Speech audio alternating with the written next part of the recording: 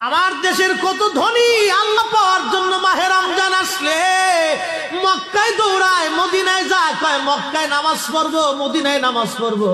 এক রাকাত নামাজে 1,00,000 রাকাতের সওয়াব, এক রাকাত নামাজে 50,000 রাকাতের সওয়াব। ওমরা করে মক্কায় কাটায় সময় মদিনায় কাটায়, মক্কায় কোরআন খতম দিতে চায়, মদিনায় কোরআন খতম দিতে চায়।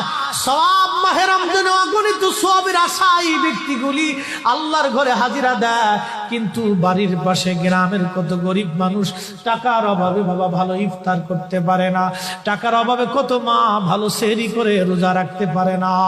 এই ধনীরা এই গরিব মানুষের ঘরে খাবার না দিয়ে আল্লাহরে পাওয়ার জন্য মক্কা মদিনায় দৌড়ায়। আল্লাহ ডাক দেখো, বান্দা একবার মরে দেখ, কায়দা মতো জুতা দিয়ে পিটামো, আমার বান্দারা না খায় ইফতার করবে, আর তুই আল্লাহ পাওয়ার জন্য মক্কায় আইছো, এমন আল্লাহ আমি ধরা দেব না।